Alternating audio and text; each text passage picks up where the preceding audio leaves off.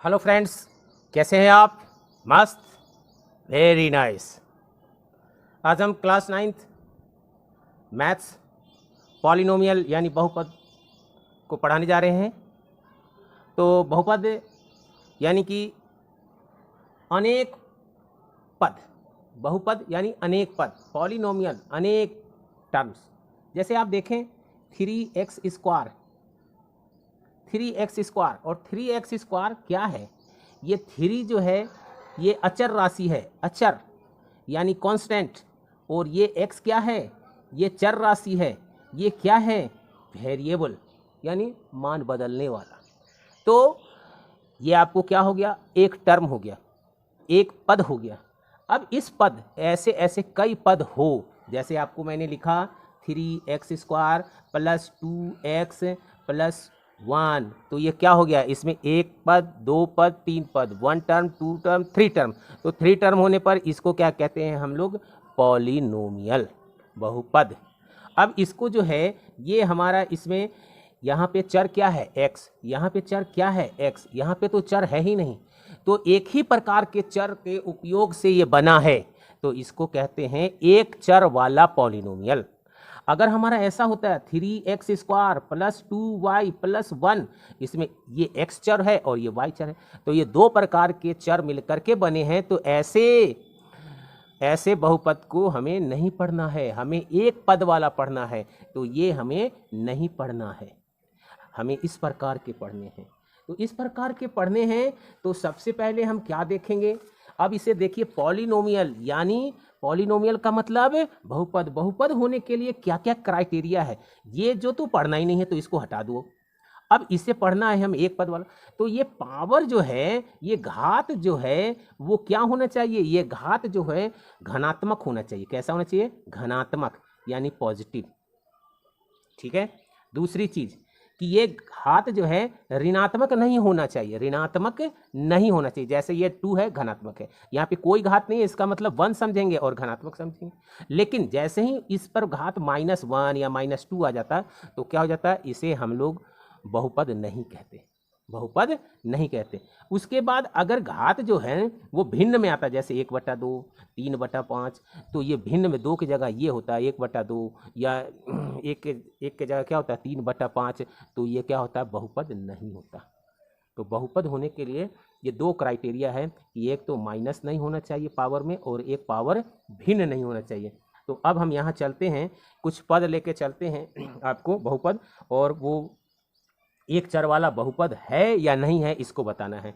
तो हमारे क्वेश्चन यहाँ पे बहुत सारे लिख देता हूँ, जैसे 4x square minus 3x plus 7।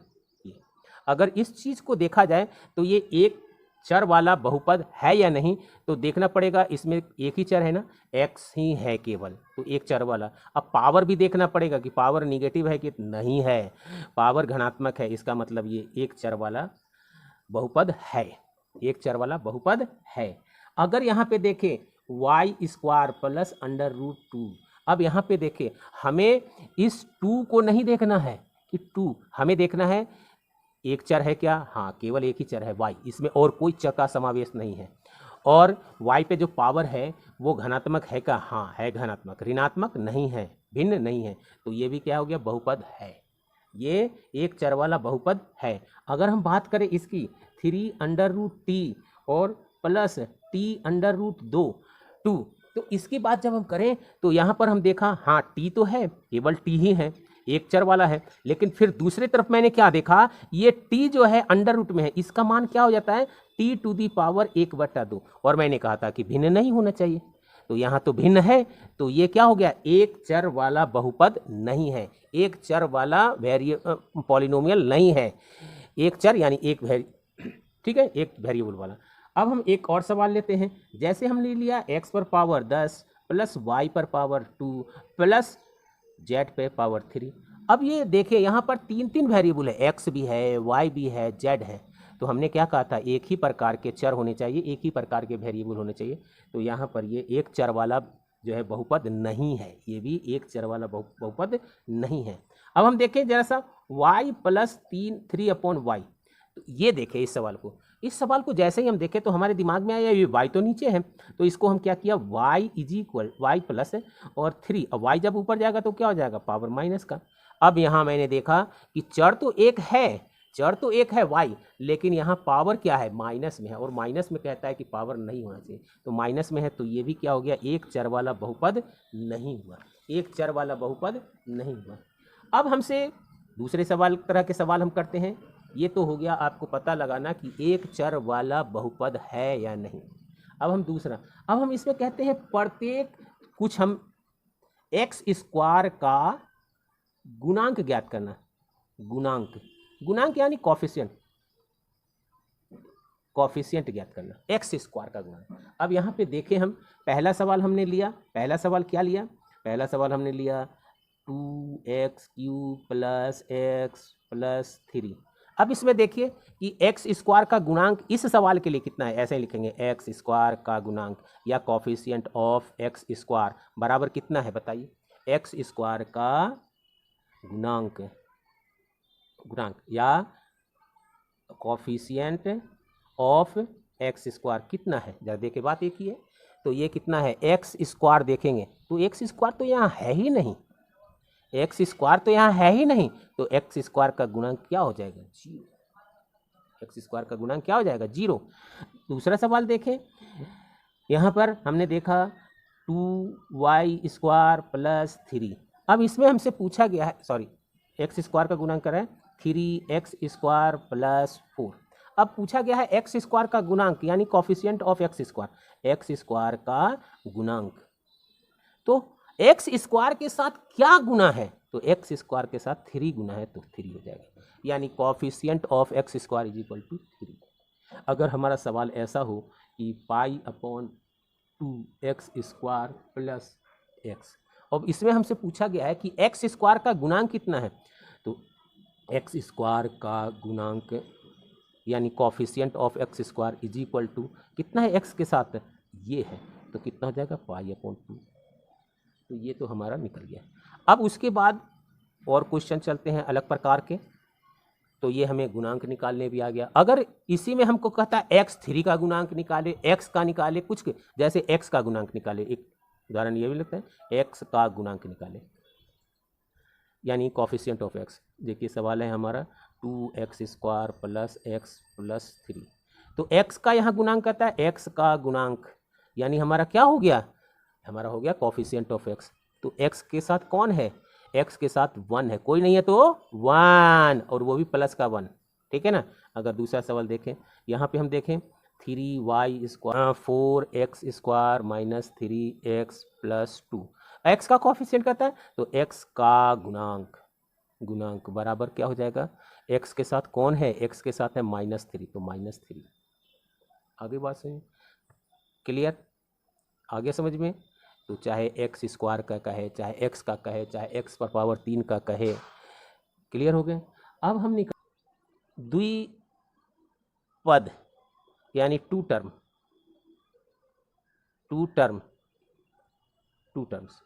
तो 2 टर्म्स हो, और क्या कहता है कि इसके जो घात है, जो डिग्री है, वो कितनी होनी चाहिए, घात है यानी डिग्री कितनी होनी चाहिए, आपको होनी चाहिए 35। यानी ऐसा कोई आपको उदाहरण बताना हो जो द्विपद हो यानी 2 टर्म्स हो, और घात कितने हो यानी डिग्री कितने हो 35, बता सकते हैं x पर पावर 35 प्लस 1 हो गया। ये आप देखिए, ये अलग पद है, ये अलग पद है, कितने पद हो गए, 2 पद हो गए। और अगर हम घात की बात करें, डिग्री की बात करें, तो 35 हो गया। बहुत सारे एग्जाम्पल्स हो सकते हैं, 2y पर पावर 35 माइनस प्लस 3, ये भी हो गए, ये भी आपके 1 टर्म यानी एक पद, और दूसरा पद 2 पद हो गए, और आपके पावर भी कितने हो गए, आपके डिग्री भी कितने हो गए, 35 हो गए। अगर हमें लिखना है आपको, एक हमें कहा गया है एक पद और घात कितना हो 1 टर्म यानी 1 टर्म, और घात कितनी होनी चाहिए यानी डिग्री 100 होनी चाहिए। अब इसका एग्जाम्पल बताइए, इसका एग्जाम्पल बताता हूँ। जैसे आपको x पर पावर 100, देखिए एक ही पद है, एक ही टर्म है और इसकी डिग्री भी कितनी है। अगर कोई ये लिखा है 2y पर पावर 100, तो ये भी क्या है, एक ही पद है और डिग्री यानी घात कितनी है, 100। तो इस प्रकार से हमने 2 टर्म्स वाले यानी 2 पद वाले जिसकी डिग्री 35 हो उसका उदाहरण दे दिया, एक पद वाले एक टर्म वाले जिसकी घात यानी डिग्री कितनी हो 100, तो उसका भी उदाहरण दे दिया।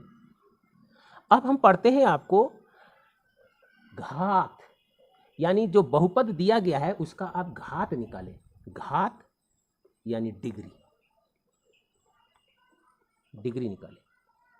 तो डिग्री निकालने के लिए क्या किया जाता है कि जो आपको बहुपद दिया रहेगा, जैसे 2x to the power 5 plus 3x plus 1।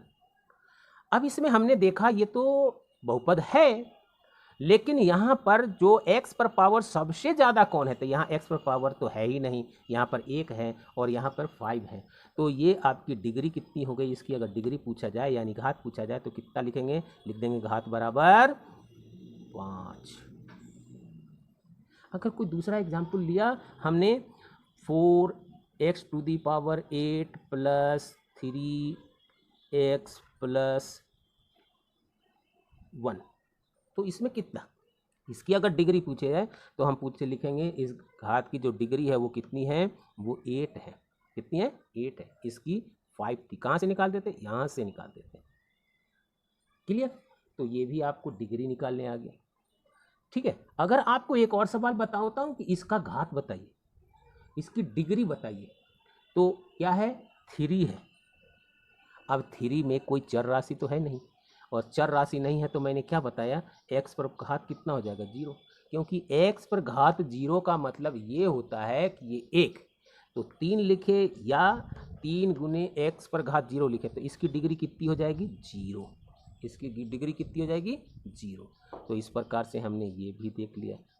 अब हम क्या देखेंगे, अब हम देखेंगे कि हमें बताना होगा कि कौन बहुपद रेखीय है या द्विघाती है या त्रिघाती है। तो अब हम लोग एक घाती यानी एक घाती, एक घाती, एक घाती का मतलब क्या होता है, जिस पे एक घाती यानी मोनोमिलियल। तो क्या होता है, मोनोमिल्स, ये हो गया। इसकी डिग्री कितनी आएगी यानी घात कितनी आएगी, 1। उसके बाद हम लेते हैं आपको वायु यानी द्विघाती, द्वि जिसका घात कितना हो, 2, तो इसको लिखते हैं बाइनोमियल्स, यानी इसकी डिग्री कितनी होगी, 2 हो गई। ये क्या है, डिग्री है, TEGREE, डिग्री, या इसी को हम लोग क्या कहते हैं, घात। देखिए एक घाती यानी 1, द्विघाती यानी 2 और त्रिघाती यानी ट्राई, हाँ, नोमियल। इसकी घात कितनी होनी चाहिए, 3। इसकी घात कितनी होनी चाहिए, 3। तो अब हम कुछ उदाहरण लेकर समझने की कोशिश करते हैं। ये उदाहरण लेते हैं, एक उदाहरण लिया x² माइनस x पर पावर क्यूब। अब आप बताएं कि ये कौन सा है, त्रिघाती है कि द्विघाती है कि एक घाती है। तो इसकी डिग्री यानी x पर सबसे अधिकतम 3, तो ये क्या हो जाएगा, त्रिघाती हो जाएगा। क्या हो जाएगा, ये त्रिघाती। ये लिखेंगे यह बहुपद त्रिघाती है। अगर हमने एक और उदाहरण लिया जैसे y माइनस 4 और प्लस y पर पावर 4, 4 नहीं, 4 तो बहुपद कहलाएगा, y पर पावर 2। अब y पर पावर 2 है तो ये इस पर y पर पावर 1, यहाँ तो y है ही नहीं, यहाँ y पर पावर कितना है, 2 है। तो इसका मतलब ये कैसा हो गया, द्विघाती। ये कैसा हो गया, द्विघाती। यहाँ पे क्या लिखे हम, यह बहुपद द्विघाती है, यह बहुपद द्विघाती है। एक सवाल और लिया, जैसे है आपको 7x पर पावर 3, ये भी क्या है, ये भी बहुपद है। तो इसका क्या हो जाएगा, ये कितने घात है, इस पे 3 है, डिग्री कितनी है, 3। तो ये कैसा है, यह बहुपद त्रिघाती है, यह बहुपद त्रिघाती है, 3 वाला। ठीक है। इसी प्रकार से है, अगर आपको 1 + x, तो इसमें एक्स पर पावर कितना है मैक्सिमम, तो एक्स पर पावर जो है वो है आपको अधिकतम कितना है, 1 है। तो ये कैसा हो गया, यह बहुपद एक घाती है, यह बहुपद एक घाती है। तो आपको ये भी समझ में आ गया, ठीक है। अब हम आपको इसके साथ साथ इसका मान निकालना भी सिखाएंगे। मान निकालना मतलब किस प्रकार से वैल्यू निकलता है। ये हमें मान लीजिए कि एक बहुपद दिया हुआ है, क्या बहुपद दिया हुआ है कि 5x माइनस 4x स्क्वायर और क्या दिया हुआ है प्लस का 3, ये दिया हुआ है। तो हमें मान निकालना है इसका कि x बराबर जब -1 हो तो इसका मान क्या हो जाएगा, या x बराबर 0 हो तो क्या होगा, या x बराबर 2 हो तो क्या होगा, कोई भी चीज़ दे सकता है। तो हमने निकाला कि x बराबर 0 हो तो क्या हो जाएगा। तो देखो सबसे पहले इसको पॉलिनोमियल है, इसकी पॉलिनोमियल की एक बातें लिखना सीख जाओ कि ये पॉलिनोमियल यानी और किस कौन सा वेरिएबल है, x। तो p अंडर ब्रैकेट x लिखना सीख जाओ। इसको हम लोग क्या कहेंगे, पॉलिनोमियल है, p मतलब पॉलिनोमियल है और कौन सा चर है तो x। तो px बराबर हमें कितना दिया हुआ है 5x माइनस 4x स्क्वायर और हमें क्या प्लस 3। हमें क्या निकालना है, x जब 0 हो तो p0, x की जगह 0 करते जाओ, बराबर 5 इंटू x यानी 0 माइनस 4 इंटू एक्स स्क्वायर यानी 0 स्क्वायर और प्लस 3। अब यहाँ पे देखें ये 0 हो गया, ये माइनस, ये भी 0 हो गया और ये क्या हो जाएगा प्लस 3। तो ये क्या हो गया आपको, ये आपको हो गया प्लस का 3 आंसर। अगर आपसे यहाँ पे कहा गया है यदि दूसरा सवाल, ये एक सवाल तो ये था, दूसरा सवाल आपको इसी में दिया हुआ है यही पॉलिनोमियल के लिए x बराबर -1। तो x बराबर -1 जब दिया हुआ है तो हम क्या करेंगे, ये देखिए px बराबर कितना है तो है 5x, देखिए माइनस का कितना है 4x स्क्वायर, प्लस का कितना है 3, ये है। अब मुझे कितना निकालना है, आपको हमें निकालना है आपको x बराबर -1। तो x की जगह हम क्या लिखेंगे -1। अब देखिए इसको 5 हो गया और इनटू में क्या करेंगे -1, लेकिन दो चिन्ह तो एक साथ लिखते नहीं तो इसको ब्रैकेट में लिखा और माइनस फिर क्या हो जाएगा 4 और इनटू में x का मान कितना है -1 और इस पर पावर 2 तो स्क्वायर करना पड़ेगा और प्लस का 3, ये हो गया। अब यहाँ पे हम देखें तो क्या हो गया, ये हो गया आपको p बराबर लिखेंगे, ये देखिए ये 5 और 1 से मल्टीप्लाई करते हैं 5 ही, लेकिन यहाँ माइनस है यहाँ प्लस है तो माइनस का 5। अब यह देखें -4 है और -1 का स्क्वायर यानी -1 का स्क्वायर यानी -1 गुने -1, तो ये कितना हो जाएगा माइनस माइनस प्लस 1 इंटू 1 यानी 1, तो +1 लिख देंगे हम 1, तो कितना हो जाएगा 4 इंटू 1 प्लस 3, तो ये कितना हो जाएगा -5 और -4 और प्लस का 3, ये कितना हो जाएगा माइनस का 9 और प्लस का 3 और ये कितना हो जाएगा, ये हो जाएगा आपको माइनस का 6 आंसर। तो इस प्रकार यहाँ x का कोई भी वैल्यू दिया रहे, 2 दिया रहे, 4 दिया रहे, 0 दिया रहे, -1 दिया रहे, कुछ भी दिया रहे, आप सबका निकाल सकते हैं। तो आपको कोई भी पॉलिनोमियल आपको दे दिया जाएगा और पॉलिनोमियल दे करके, जैसे आपको मैं एक पॉलिनोमियल दे रहा हूँ, इस क्या है कि px बराबर आपको दिया हुआ है 2 plus x plus 2x square और माइनस x पर पावर 3। अब आपको निकालना है, क्या क्या मान निकालना है ज़रा देखिए। मान निकालना है p0, p-1, p1, p2।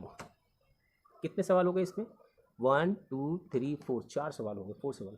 यानी x की जगह क्या रखना पड़ेगा 0 पहले सवाल में, जैसे हमने यहाँ पर लिखा x के जगह पे 0, इस सवाल में क्या लिखा x के जगह -1। तो इसी प्रकार से आपको जो है ये 4 सवाल हो गए।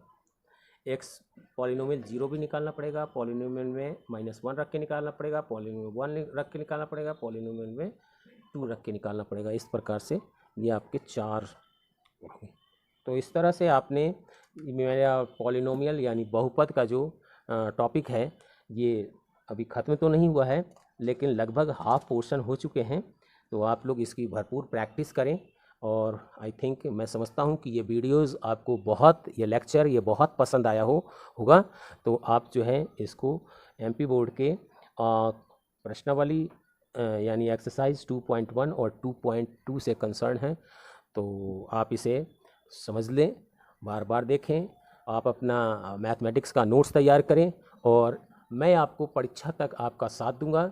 इसलिए प्लीज़ इसे और बच्चों तक शेयर करें, लाइक करें, सब्सक्राइब करें, हाँ, और उसके बगल में बेल आइकन है, उसे दबाकर आप जो है नोटिफिकेशन प्राप्त कर सकते हैं। मेरे हर वीडियोस लेक्चर्स आप देख सकते हैं।